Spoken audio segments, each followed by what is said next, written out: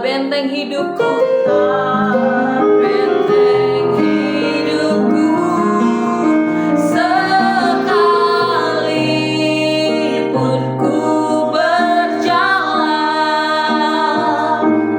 di dalam lembah yang gelap, ku tidak takut, sebab Kau bersyukur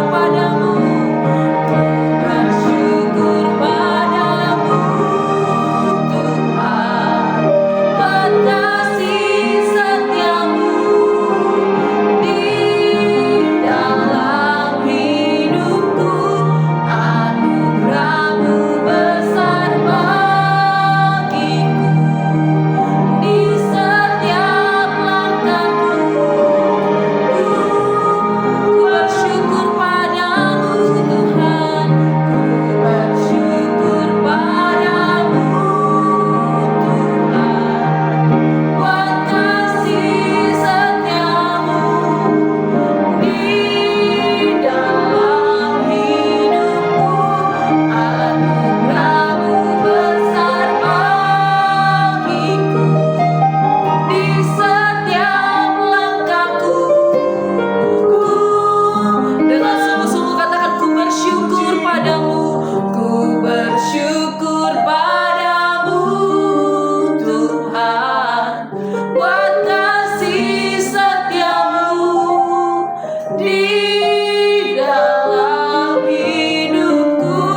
Anugerah-Mu besar bagiku, di setiap langkahku. Ku memuji-Mu, ku memuji-Mu, ku memuji-Mu,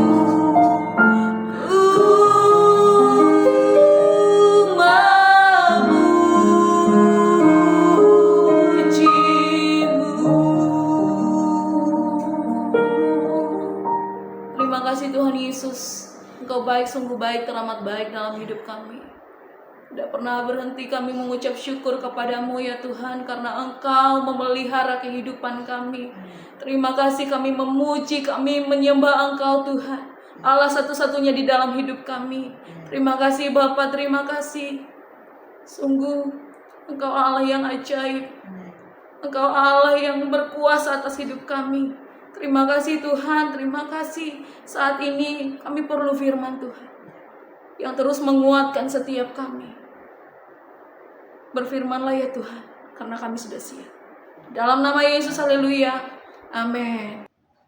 Shalom Bapak Ibu Saudara yang dikasihi Tuhan. Kita berjumpa lagi dalam renungan intim dengan Allah. Pada hari ini, hari Kamis, tanggal 9 April 2026. Kita akan mendengarkan dan merenungkan sebagian daripada firman Tuhan yang bertemakan akses kepada Allah. Pada perenungan hari ini yang berfokus dalam Ibrani 3 ayat 1-6. Dalam pembacaan Alkitab kita 1 tahun ini terdapat di dalam Imamat pasal 6 sampai pasal 7 dan Ibrani pasal yang ke-8. Saya harap Bapak Ibu Saudara-saudari dapat membacanya terlebih dahulu. Pada perenungan hari ini ayat emasnya yang terambil dalam Ibrani 9 ayat 11 sampai 12. Saya akan membacakannya, demikian firman Tuhan.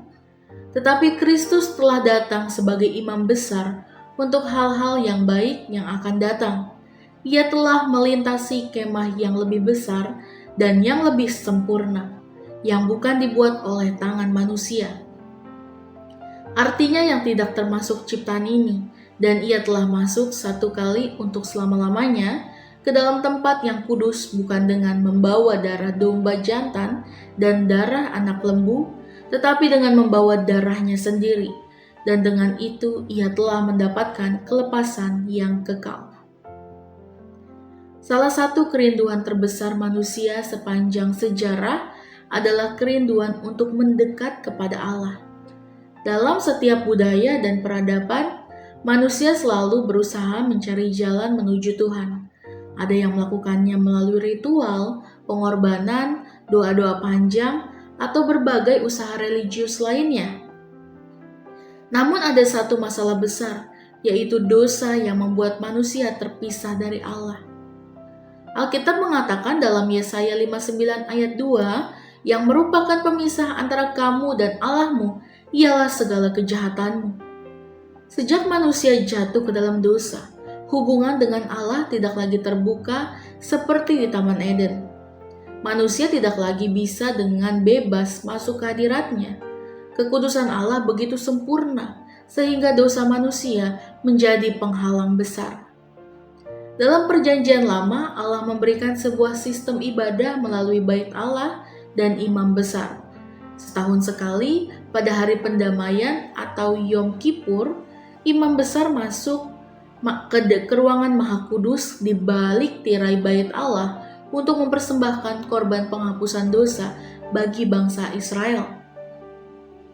Namun ada hal yang sangat penting, yaitu tidak semua orang boleh masuk ke sana. Hanya satu orang, hanya satu kali dalam setahun, dan hanya dengan darah korban. Tirai besar yang memisahkan ruang kudus dan ruang Maha Kudus menjadi simbol bahwa jalan menuju hadirat Allah masih tertutup. Seorang teolog bernama John Calvin berkata, Kristus adalah pintu yang melaluinya kita masuk ke hadirat Allah. Tanpa Dia, semua manusia tetap berada di luar. Tetapi semua itu hanyalah bayangan dari sesuatu yang lebih besar yang akan datang. Ketika Yesus mati di kayu salib, sesuatu yang luar biasa terjadi. Matius 27 ayat 51 berkata, "Dan lihatlah tabir bait suci terbelah dua dari atas sampai ke bawah. Tirai itu tidak robek dari bawah oleh manusia, tetapi terbelah dari atas oleh Allah sendiri." Itu adalah tanda bahwa melalui kematian dan kebangkitan Yesus, jalan menuju Allah kini terbuka. Dan ketika Yesus bangkit dari kematian, kebangkitan itu menjadi bukti bahwa Allah menerima korbannya, sama seperti imam besar keluar dari ruang Maha Kudus sebagai tanda korban diterima. Yesus keluar dari kubur untuk menyatakan bahwa pendamaian telah sempurna. Karena itu kebangkitan Kristus bukan hanya kemenangan atas maut. Kebangkitan Kristus adalah pembukaan jalan menuju hadirat Allah bagi manusia, yaitu akses kepada Allah. Berarti bahwa melalui Yesus, orang percaya memiliki jalan langsung untuk datang kepada Allah tanpa penghalang dosa. Efesus 2:18 berkata, "Karena oleh Dia kita kedua pihak dalam satu roh beroleh jalan masuk kepada Bapa." Yang artinya, kita tidak membutuhkan perantara manusia. Kita tidak membutuhkan sistem korban lagi. Kita tidak membutuhkan ritual untuk diterima Allah. Yesus telah menjadi jalan itu sendiri. Yohanes 14 ayat 6 berkata, "Akulah jalan dan kebenaran dan hidup. Tidak ada seorang pun yang datang kepada Bapa kalau tidak melalui Aku." Kitab Ibrani dituliskan kepada orang-orang Kristen Yahudi yang sedang mengalami tekanan dan penganiayaan. Banyak dari mereka tergoda untuk kembali kepada sistem ibadah lama dalam Yudaisme. Penulis kitab Ibrani menegaskan bahwa Yesus jauh lebih besar daripada malaikat, Musa, imam-imam perjanjian lama, bahkan sistem korban di bait Allah. Dalam pasal 9, penulis menjelaskan bahwa seluruh sistem bait Allah hanyalah bayangan dari karya Kristus yang sempurna. Imam besar perjanjian lama harus masuk setiap tahun dengan darah hewan. Tetapi Yesus masuk sekali untuk selama-lamanya dengan darahnya sendiri. Inilah inti dari Ibrani 9 ayat 11 sampai 12, yakni Yesus adalah imam besar yang sejati yang membuka jalan kepada Allah. Refleksi kita pada hari ini, mari kita bertanya kepada diri kita sendiri, apakah kita benar-benar menggunakan akses kepada Allah yang telah diberikan oleh Yesus? Apakah kita dekat dengan Tuhan atau justru jauh darinya? Apakah kita menghargai pengorbanan Kristus dengan hidup yang berubah? Kebangkitan Kristus bukan hanya peristiwa sejarah. Kebangkitan Kristus adalah undangan bagi kita untuk hidup dalam hadirat Allah setiap hari. Jalan itu telah terbuka. Amin. Mari kita sama-sama berdoa. Bapa yang baik, terima kasih Tuhan untuk pengorbanan-Mu di kayu salib. Terima kasih ya Bapa untuk firman-Mu pada hari ini. Biarlah firman ini selalu menjadi rema kami ya Bapa. Kami mau hidup benar-benar menggunakan akses Tuhan Yesus untuk lebih dekat lagi kepada Allah Bapa. Terima kasih Tuhan, kami mau hidup lebih dekat lagi kepadamu ya Bapa. Kami tidak mau jauh, biarlah segala dosa dan pelanggaran kami Engkau berikan dengan pengampunan yang luar biasa ya Bapa. Terima kasih Tuhan Yesus untuk pengorbanan-Mu yang begitu sempurna. Kebangkitan-Mu begitu nyata bagi setiap kami. Terima kasih ya Bapa, biarlah firman-Mu ini selalu menjadi rema bagi kami.